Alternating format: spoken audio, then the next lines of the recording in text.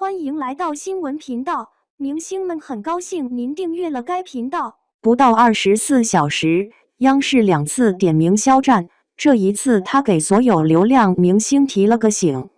有人骂他流量花瓶，扛剧全靠粉丝数据，演技全靠人设滤镜。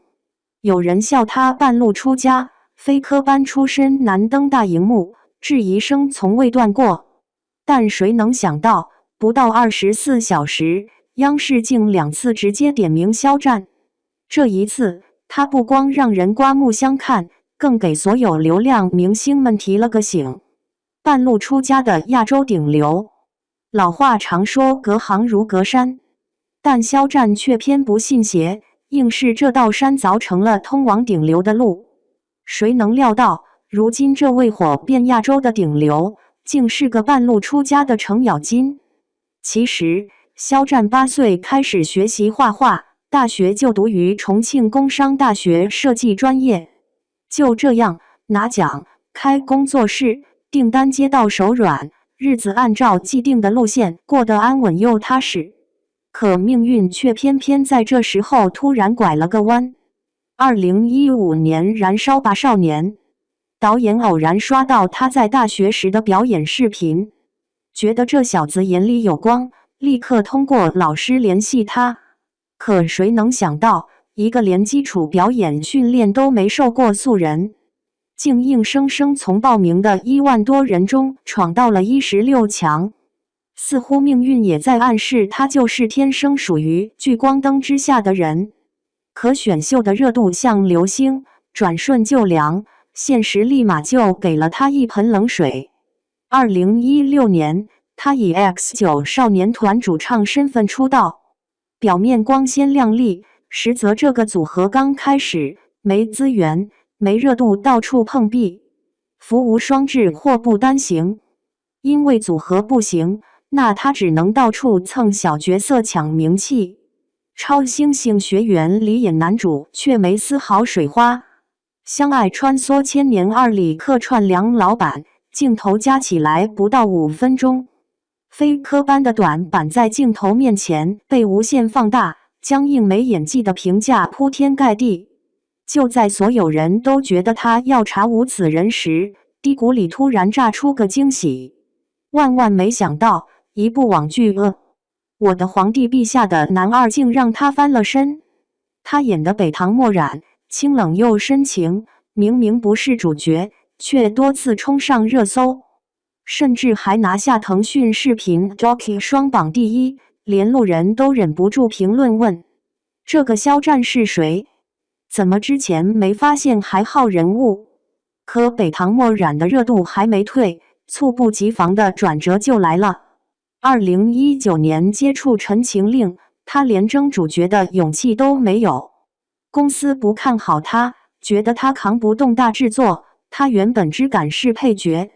还是李沁推了他一把，推荐他见导演，谁料导演看了是戏，直接拍板让他演魏无羡。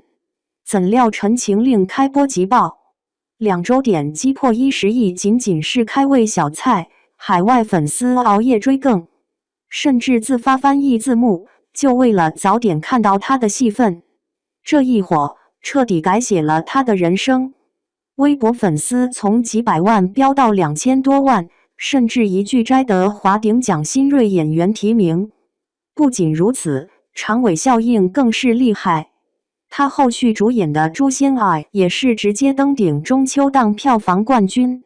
那个曾被笑半路出家、难登大雅的设计师，就这样成了现象级顶流。虽说肖战顶流光环正盛，但不到24小时，央视2次点名，实打实给流量明星上了一堂醒脑课。央视点名背后的提醒，以前会很在意别人的看法，但在阅历的累积中，开始重视自己的感受，慢慢找到自我。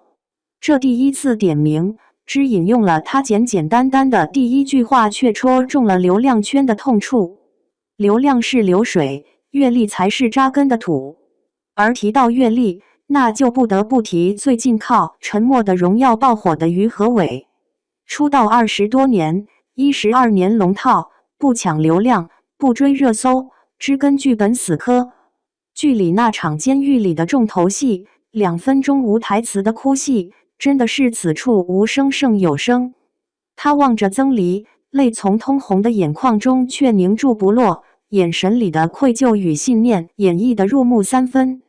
这哪是演得好，这真的是岁月熬出来的真功夫。可再看圈里不少流量，把心思全花在刷存在感上。1月上3本杂志封面，1周上5次热搜，演技却还停留在愤怒嘶吼、皱眉瞪眼。肖战靠阅历慢慢找到自我，这些流量偏追着热搜跑，忘了阅历和文化才是根本，最后流水过无痕被遗忘。这不正是央视借肖战给流量提的醒？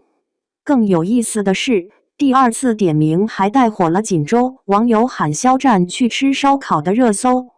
这波热度没靠剧宣，却藏着比剧集爆火更重要的信号。好内容的接地气，剧旅结合才是流量变流量的王道。之前去有风的地方一播，大理沙溪古镇游客量直接翻了3倍，连剧中同款扎染体验都要提前半个月预约。我的阿勒泰让新疆阿勒泰的旅游火出圈，都说想跟着主角去一览新疆四季之美。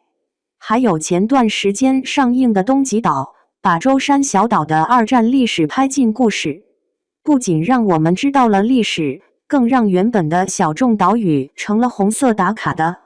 这些作品能让人记住，靠的不是狗血剧情，是把真实的土地文化揉进了故事里。可再看现在不少流量主演的剧，古偶剧还是3生3世的套路，都市剧全是爸总爱上灰姑娘的悬浮戏。播完除了记得演员的滤镜，别说故事发生的城市，连演员是谁都想不起来。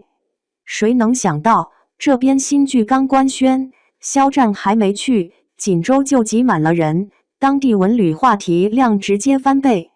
这才是有效播剧该有的样子，不靠宣传噱头，不博眼球，而是让人物和真实土地绑在一起，顺带把小城文化也带火。央视2次点名肖战，从不是单纯褒奖，而是给流量圈递了面镜子。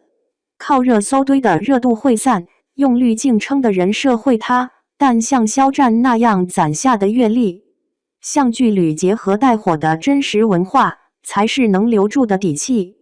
流量明星若还抱着泡沫不放，终将被遗忘。唯有扎根真实，才是行业长久之路。